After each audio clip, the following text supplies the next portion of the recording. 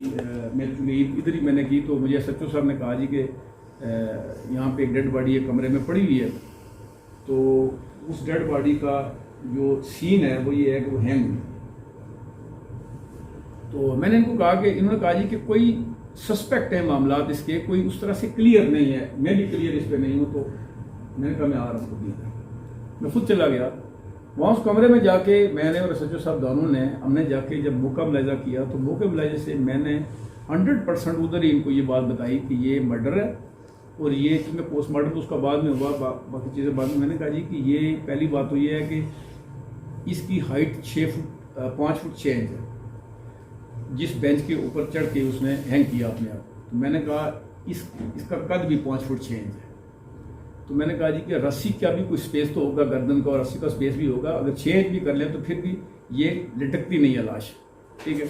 तो मेरी बात पे हमने दानू ने इत्फाक किया इस बात पे और इत्फाक करके हमने उस डेड बॉडी का पोस्टमार्टम करवाया, बजाय इसके कि हम बुरसा को इन्वॉल्व करते। बुरसा तो 100% इस बात पे मुतफिक थे कि ये डेड बॉडी हम लेके जाएंगे, हम इसका पोस्टमार्टम नहीं करवाते इसलिए कि ये हैंग हुआ, इसने खुदकशी की है। तो मैंने उनको ये कहा भाई कि मेरी रिस्पॉन्सिबिलिटी ये है कि मैं इस डेड बॉडी का पोस्टमार्टम करवाऊँ। मतलब मैंने इनको कहा कि मैं क्लियर नहीं हूँ इसके ऊपर और मेरी ये जिम्मेदारी है। कल आप किसी को माफ़ कर देते हैं, कल ट्रेस होता है नहीं होता बात की बात है, लेकिन मैं इसको अंधेरे में नहीं रख सकता। मैं आप मेरा ज़मीर मलामत करता है कि ये डेड बॉडी ट्रेस होनी चाहिए कि इसके साथ वाक़ा क्या हुआ।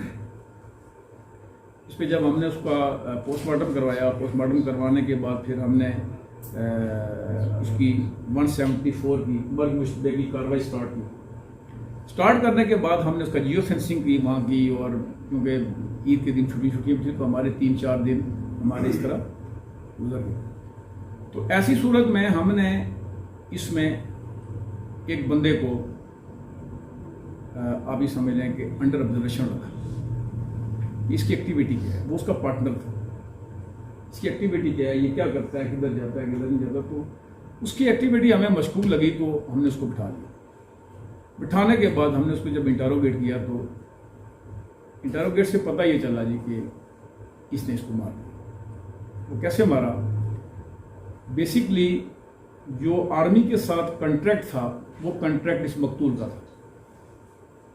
मकतूल ही पैसे लेता था वहाँ से और आगे इसके 2 पार्टनर थे, उनको ये पैसे तकसीम करके देता था। तो अरसा 3 माह से 4 माह से कोई पेमेंट शेमेंट इनको नहीं हो रही थी। और बल्कि ईद वाले दिन भी ये जो कातिल है इसने 1000 रुपया मांग के ये गया और ये अपने बच्चों को ईद ही नहीं दे सका। और उसके बाद ये मतलब इस परेशानी से कि भाई मैं बच्चों के साथ ईद कैसे गुजारूँ जब मेरे पास पैसे भी नहीं है, कुछ भी नहीं है, ये वापस यहाँ पे आ गया। इसने ईद फिर यहीं पे आ गई। तो हुआ ये कि उसको ये पता तब चला कि भाई पैसे तो इसके पास मौजूद हैं, क्योंकि ये बैठे हुए थे, ये 3 आदमी थे कमरे में। एक पठान है कैंटीन वाला, एक ये और एक मकतूल, ये तीनों एक कमरे में मौजूद थे जिस कमरे में इसकी डेथ हुई। कमरे में मौजूद थे और इसी दौरान मकतूल के बड़े भाई की कॉल आ गई मकतूल को कि भाई जो फलां बंदे को 10,000 रुपया आपने दिया हुआ था मुझे दे गया है वो। तो वो 10,000 रुपया मैंने रख लिया है। तो इसने कहा जी कि 10,000 रुपया दे दें फलां को, वो मोबाइल लेगा। यानी उसी के बेटे को, अपने भतीजे को कहा कि उसको दे दें। जिस भाई ने उसको फ़ोन किया तो उसके भतीजे को कहा कि उसके ये मोबाइल ले लें। चनाचे इस पे इसने कहा यार कि आप तो कहते हैं कि मेरे पास पैसे नहीं है, ये 10,000 रुपया तुम्हारा उधर गया हुआ है, 30,000 रुपया किसी और बंदे को तुमने दिया हुआ है, तो ये क्या ड्रामा है तुम्हारा। मैं हम देख करने के लिए तरस रहे हैं। दूसरे बंदे को 5,000 रुपया एक फौजी से उधार लेके हमने उसको घर भेजा। इसके दरमियान, इनके दरमियान आपस में उस वक्त जो पठान था वो पठान चला गया, वो चला गया नीचे दरिया।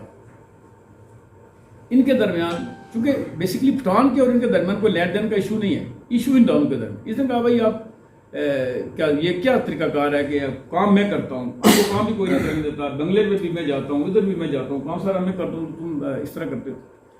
इस पे इनके दरमियान थोड़ा बहुत स्कफल हुआ। उसने रस्सी डाल के उसके गले को दबा दिया इस तरह, ऐसे पीछे से पकड़ के दबाया उसको, तो वो गिर गया नीचे। जब गिर गया नीचे तो ये उसको वहाँ फेंक के तो चला आया बाहर। फिर थोड़ी देर के बाद बाहर गया कि जाके देखा इसने कि वो क्या सोते हैं, देखा तो उसमें ठंडा पड़ा हुआ। इसने इस तरह मुँह ढोल के उसके ऊपर तेल डाला अंदर, तेल की पूरी बोतल वहाँ पड़ी हुई थी, आई डालता था कि जी सर, कुकिंग ऑयल था, वो डाला उसके लटकाने की वो डालने के बाद उसके बाद उसको लटकाने की कोशिश की, उसको कोशिश की कि वो हैंग हो जाए और ड्रामा ये बने कि जी इसने आपने खुदकुशी की। वो खैर अपनी कोशिश तो उसने पूरी की।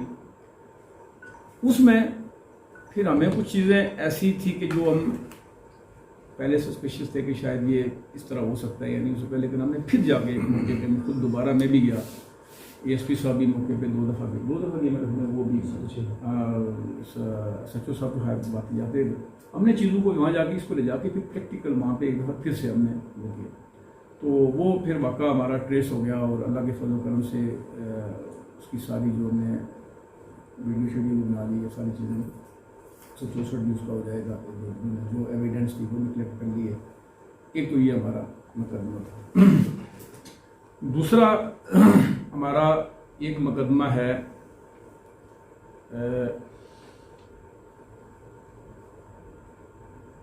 जो सिटी का 4 किलो और 400 ग्राम हीरोइन है और 4 किलो चरस है। 6 मुकदमा तो हमारे दर्ज हुए एक नाम में SHO सब सिटी के उसमें तैनाती में।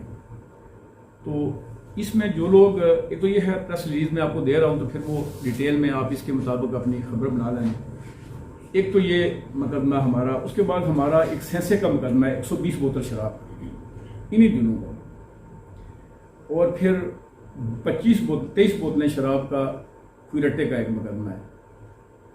अच्छा, उसके बाद फिर 820 ग्राम चरस है चड़ोई की, और ततापानी की चरस है वो कितनी है ततापानी की? ततापानी कितनी है? ततापानी खलील ने जो बुकी है उसकी भी मेरे ख्याल में कोई है आधा किलो के करीब है, एग्जैक्ट सवारी शब्द लिखी है। मंशियात के हवाले से मैं एक गुजारिश करूँ आप सब लोगों से कि मेरी चूँकि चीज़ें साथ साथ मतलब क्लोज होती जाए तो अच्छा है, क्योंकि आगे भी हमने चलना है। मंशियात के हवाले से मेरा बिल्कुल क्लियर स्टांस है कि मैंने, अगर मेरा कोई जवान इसमें इन्वॉल्व होगा या किसी मंशियाती को शेल्टर देगा तो सबसे पहले वो हवालात के अंदर होगा, तो मंशियाती बाद में होगा। और मंशियात पे ज़ीरो टॉलरेंस, बिल्कुल ज़ीरो टॉलरेंस। मैं शायद और किसी चीज़ को अवॉइड भी कर लूँ, लेकिन मंशियात के हवाले से आप ये समझ लें कि किसी तरह से भी जो है ना वो हमारी तरफ से मतलब कोई वो नहीं होगी, ठीक है। अच्छा, मंशियात के हवाले से चूँकि एक तो आइस का हमें ये पता चल रहा है कि कोटली के अंदर अभी आइस भी जो है ना वो चल रही है, किसी कुरट्टे में किसी जगह पे चल रही है और किसी जगह पे, तो हमने वो टीमें बनाई हैं और टीमें बना के तमाम SHOs को कल मीटिंग करके मैंने SHOs को क्लियर अपनी डायरेक्शन दे दी है कि जिस SHO की हदूद में मंशियात बिकेगी, मैंने उनको कहा मुझे फेक कार्रवाइयों से कोई दिलचस्पी नहीं है कि आपने हमजद से चरस पकड़ ली किलो, तो रियाज में वो चरस 50 किलो रखी हुई है तो किलो दे के तो पकड़वा लिया बंदा, और किलो के खिलाफ आपने कार्रवाई कर ली और 50 के खिलाफ कार्रवाई नहीं की। मैंने कहा मेरा टारगेट 50 वाला है, मेरा टारगेट किलो वाला नहीं है, ठीक है, और इंशाअल्लाह 50 वाले पे हाथ डालूंगा, इसलिए कि उसकी जड़ ख़त्म करेंगे।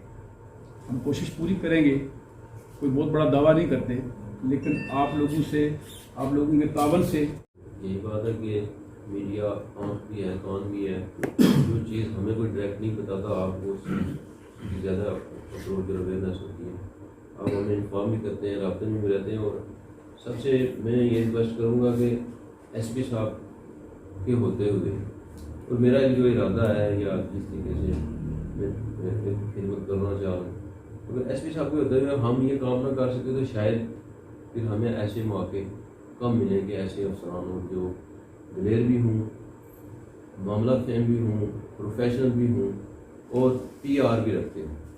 तो इस लिहाज से आपका ताउन ज़रूरी है, और हम वक्त आपके साथ हैं, और आपकी किसी भी जो भी आपकी तरफ से हमें इंफॉर्मेशन मिलेगी उस पर इंशाल्लाह पूरी एक्शन है। सुनहरे को भी एक दिन बिठाया हुआ हमने आज वो मैंने इसलिए नहीं कहा कि उसमें अभी हम आप ये समझ लेंगे कि स्टार्ट में वो हम स्टार्ट करें तो इंशाअल्लाह वो रिप्लेस हो जाएगी। मतलब चीज़ें हमारी आप ये समझ लें कि उस रास्ते पे चल पड़ी हैं जहाँ से हमें बरामदगी की गई। वो एक अरसे से पुलिस उसके पीछे लगी हुई थी, तो हमें पता चला कि ईद पे वो घर आया हुआ है, तो हमने उस पर रेड किया और उसको भी हमने पकड़ लिया है। ठीक है, अच्छा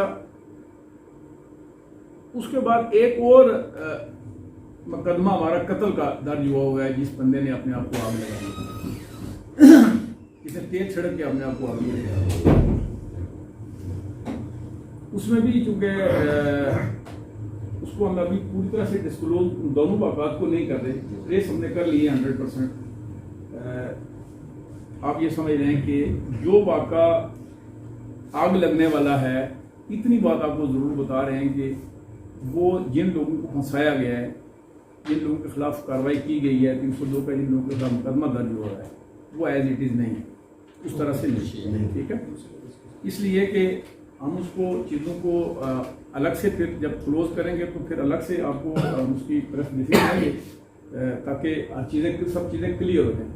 तो ऑलमोस्ट ये मोटी सी बात आपको बता रहा हूँ कि वो भी इंशाल्लाह 2-3 दिन के अंदर हम उसको फाइनल कर लेंगे।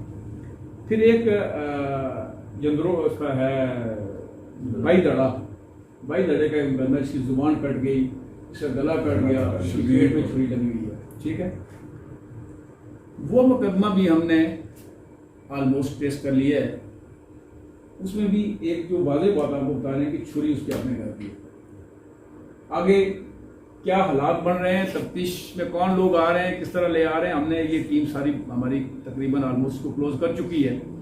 तो इसको भी इंशाअल्लाह आइंदा आने वाले, चूँकि कुछ चीज़ों को मैं आपको क्लोज करके इसलिए नहीं बता रहा, पूरी तरह से इसलिए नहीं बता रहा कि मैं ये चाहता रहा हूँ कि अगर 1% भी कोई चीज़ बाकी है किसी तफ्तीश में, वो उसका रुख बदल सकती है, वो किसी साइड पे जा सकती है। मतलब जिस तरफ हम शायद जाना चाहते हैं शायद उसकी कोई डायरेक्शन हो, कोई और डायरेक्शन हो, तो उसको हम इंशाल्लाह बाद में क्लोज करेंगे और आपको पूरी तरह से उसकी बुकिंग भी देंगे और अटैक भी पूरे बताएंगे कि उसके अटैक क्या। ठीक है, तो ये सारी हमारी जो कारगुजारी है वो है जो आपसे डिस्कस की हमने। तो इसके हवाले से फिर अगर आप कोई क्वेश्चन करना चाहें, आपने इस पर तो बात करनी हो। बस यही मंशियात के हवाले से हम जो आउटर हमारे डिस्ट्रिक्ट्स हैं जिसमें सेंसा है, नाड़ है और क्यूरट है, उन पर भी हम पूरी तरह कंसंट्रेट कर रहे हैं। और रिसेंटली हमारी 2-3 ऐसी कार्रवाइयाँ हैं जो काबिल ज़िक्र हैं। 120 बोतल शराब है सेंसा की और एक 195 बोतल उससे पहले हमने जनवरी में की थी। तो आप क्योंकि जो साफ़ी हज़रात होते हैं वो ज़ाहिर है माशरे का अक्कास हैं, एक लिहाज से आप आँख हैं और कान हैं, तो हमें हर एंगल से मंशियात वाला जो लानत है इसको ओवरकम करने की कोशिश कर रही है। हम तो डेफिनेटली अपनी एफर्ट कर रहे हैं और करते रहेंगे। इसमें जो एक अवेयरनेस वाला मैसेज है वो आपकी तरफ से पहले भी रहा है और अभी भी आप अपना उसमें पॉजिटिव रोल प्ले कर सकते हैं सोसाइटी को मोटिवेट करने के लिए कि इसकी जो इम्प्लीकेशंस हैं उसको वाज़े करने के लिए। तो हमें एज अ सोसाइटी मिलजुल के इस मीनेस को, इस जो लानत है इसको ओवरकम करना है। Thank you.